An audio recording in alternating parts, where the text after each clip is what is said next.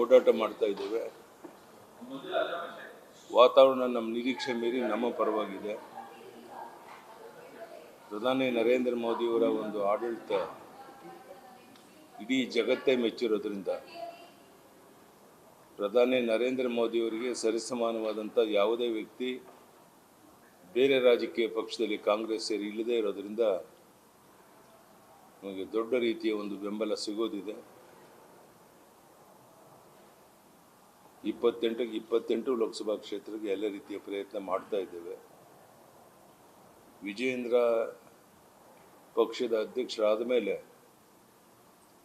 ಎಲ್ಲ ಕಡೆ ಯುವಕರು ಕುಣಿದು ಕುಪ್ಪಳಿಸ್ತಾ ಇದ್ದಾರೆ. ಭಾಳ ದೊಡ್ಡ ಬೆಂಬಲ ಸಿಗ್ತಾ ಇದೆ. ಅದು ಸಹ ಒಂದು ದೊಡ್ಡ ಶಕ್ತಿ, ನಮ್ಗೆ ಅನುಕೂಲ ಆಗ್ತಿದೆ ಅನ್ನೋ ಭಾವನೆ ನಂದು. ಹಿಜಾಬ್ ಬಗ್ಗೆ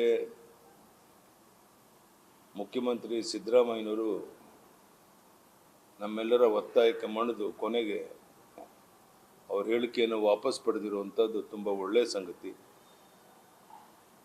ಈಗಲಾದರೂ ಅವರಿಗೆ ಸದ್ಬುದ್ಧಿ ಬಂದು ನಾವು ಅಲ್ಪಸಂಖ್ಯಾತರ ವಿರೋಧಿಗಳಲ್ಲ, ಹಿಂದೂ ಮುಸ್ಲಿಂ ಕ್ರಿಶ್ಚಿಯನ್ ಎಲ್ಲರೂ ಒಂದೇ ತಾಯಿಯ ಮಕ್ಕಳಂತೆ ಬಾಳಬೇಕು ಅಂತ ಹೇಳುವಂಥ ಪಾರ್ಟಿ ಭಾರತೀಯ ಜನತಾ ಪಾರ್ಟಿ. ಪ್ರಧಾನಿ ನರೇಂದ್ರ ಮೋದಿಯವರು ಇದನ್ನು 16 ಬಾರಿ ಹೇಳಿದ್ದಾರೆ. ಹೀಗಾಗಿ ಜಾತಿ ವಿಷಬೀಜವನ್ನು ಬಿತ್ತುವಂಥ ಕೆಲಸ ಸಿದ್ದರಾಮಯ್ಯನವರು ನಿಲ್ಲಿಸಬೇಕು. ಇದರಿಂದ ನಿಮ್ಗೆ ಯಾವುದೇ ರೀತಿಯ ಲಾಭ ಆಗೋದಿಲ್ಲ ಅನ್ನೋ ಮಾತನ್ನು ಹೇಳ್ತಾ ಇವತ್ತು ಕಾರ್ಯಕ್ರಮ ಭಾಗವಹಿಸೋಕ್ಕೋಸ್ಕರ ನಾನು ಬಂದಿದ್ದೇನೆ. ಮಧ್ಯಾಹ್ನದ ಮೇಲೆ ನನ್ನ ಕಾರ್ಯಕ್ರಮ ಇದೆ. ಕಾರ್ಯಕ್ರಮ ಮುಗಿಸಿ ನಾಳೆ ಇವತ್ತು ಸಾಯಂಕಾಲ ವಾಪಸ್ಸು ಬೆಂಗಳೂರಿಗೆ ಹೋಗ್ತಾ ಇದ್ದೇನೆ. ಧನ್ಯವಾದ, ನಮಸ್ಕಾರ.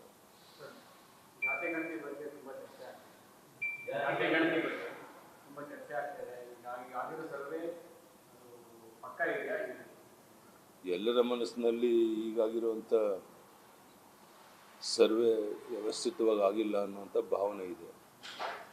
ನಂದು ಅದೇ ಭಾವನೆ.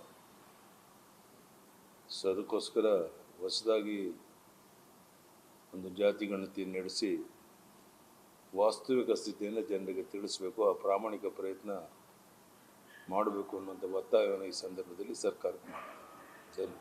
ಪದಾಧಿಕಾರಿಗಳ ಪಟ್ಟಿ ಬಿಡುಗಡೆ ಆಗಿದೆ ಸರ್. ಪದಾಧಿಕಾರಿಗಳ ಪಟ್ಟಿ ಭಾಳ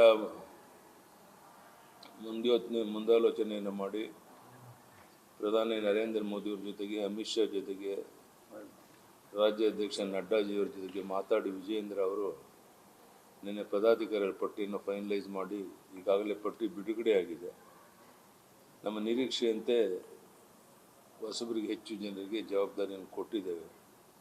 ಅವರೆಲ್ಲರ ಶಕ್ತಿಯನ್ನು ಉಪಯೋಗ ಮಾಡಿಕೊಂಡು ಪಕ್ಷವನ್ನು ಬಲಪಡಿಸುವಂಥ ಕೆಲಸ ಮಾಡಿ ಮುಂದಿನ ನಮ್ಮ ಗುರಿ ಏನಿದೆ 28 ಲೋಕಸಭಾ ಕ್ಷೇತ್ರ ಗೆಲ್ಲಕ್ಕೆ ಈಗಲಿಂದ ನಮ್ಮೆಲ್ಲ ಹೊಸ ಪದಾಧಿಕಾರಿಗಳು ಶ್ರಮ ವಹಿಸಬೇಕು ಅಂತೇಳಿ ನಾನು ಅದರಲ್ಲಿ ವಿನಂತಿ ಮಾಡ್ತೇನೆ. ಅವರೆಲ್ಲರನ್ನು ಭೇಟಿ ಮಾಡುವಂದಿದ್ದೇನೆ. ಅವ್ರಿಗೂ ಸಹ ವಾಸ್ತವಿಕ ಸ್ಥಿತಿಯನ್ನು ತಿಳಿಸಿ ನಾನು ಸಹ ರಾಜ್ಯದಲ್ಲಿ ಪ್ರವಾಸ ಮಾಡೋದ್ರ ಮೂಲಕ 28 ಲೋಕಸಭಾ ಕ್ಷೇತ್ರ ಗೆಲ್ಲಕ್ಕೆ ಪ್ರಾಮಾಣಿಕ ಪ್ರಯತ್ನ ನಾವೆಲ್ಲ ಸೇರಿ ಮಾಡ್ತೇವೆ. ಲೋಕಸಭಾ ಚುನಾವಣೆ ದೃಷ್ಟಿಯಿಂದನೇ ಮುಂದಿನ ವಾರದಿಂದ ವಿಜಯೇಂದ್ರ ಒಂದು ಕಡೆ ಪ್ರವಾಸ ಮಾಡಿದರೆ ಉಳಿದೆಲ್ಲ ಮುಖಂಡರ ಜೊತೆ ನಾನು ಒಂದು ಕಡೆ ಪ್ರವಾಸ ಮಾಡ್ತೇನೆ. ನಮ್ಮ ಗುರಿ ಒಂದೇ ಒಂದು, ಬರುವಂಥ 4-5 ತಿಂಗಳು ಬರುವಂಥ ಲೋಕಸಭಾ ಚುನಾವಣೆಯಲ್ಲಿ 28 ಕ್ಷೇತ್ರ ಗೆಲ್ಲಬೇಕು ಅನ್ನುವಂಥದ್ದು ನಮಗೆ. ಪದಾಧಿಕಾರಿ ಆಯ್ಕೆಯಲ್ಲಿ ಕೇವಲ ವಿಜೇಂದ್ರ ಅವರು ಆಪ್ತರು ಮಾತ್ರ ಮಾಡ್ಕೊಂಡಿದ್ದಾರೆ. ನಾನು ಅದು ಯಾವುದಕ್ಕೂ ಕಾಮೆಂಟ್ ಮಾಡಲ್ಲ. ಎಲ್ಲರ ಹಳದು ಸುರಿದು ಎಲ್ಲರ ಒಪ್ಪಿಗೆಯನ್ನು ಪಡೆದ ಕಮಿಟಿ ಆಗಿದೆ. ಅದು ಅವ್ರ ಪರ ಇವ್ರ ಪರ ಪ್ರಶ್ನೆ ಇಲ್ಲ. ಯಾರೇ ಆದರೂ ಸಹ ಅವರು BJP ಪರ. ಸೊ ಆ ಪ್ರಶ್ನೆ ಉದ್ಭವ ಆಗೋದಿಲ್ಲ. ಎಲ್ರಿಗೂ ತೃಪ್ತಿ ಇದೆ, ಸಮಾಧಾನ ಇದೆ. ಯಾರೊಬ್ಬರಿಂದಲೂ ಸಹ ಒಡಕನ ಮಾತು ಇದುವರೆಗೆ ಬಂದಿಲ್ಲ. Thank you.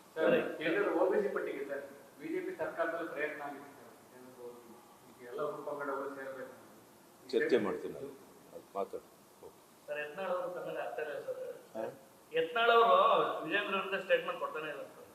ನಾನೇನು ಅವ್ರ ಬಗ್ಗೆ ಕಾಮೆಂಟ್ ಮಾಡಲ್ಲಪ್ಪ, ಅದು ಅವ್ರಿಗೆ ಬಿಟ್ಟಿರ್ತಾರೆ. ಅವರು ಸರ್ವ ಸ್ವತಂತ್ರರು, ಏನು ಬೇಕಾದರೂ ಮಾತಾಡಿ. ಆ ಪ್ರಶ್ನೆನೇ ಉದ್ಭವ ಆಗೋದಿಲ್ಲ. ಸರಿ ಹೋಗುತ್ತೆ ಕ್ರಮೇಣ. ಧನ್ಯವಾದ ಸರ್. ನ್ಯೂಸ್ ಫಸ್ಟ್ ನಿರ್ಭೀತಿಯಿಂದ ನಿಮ್ಮ ಪರವಾಗಿ.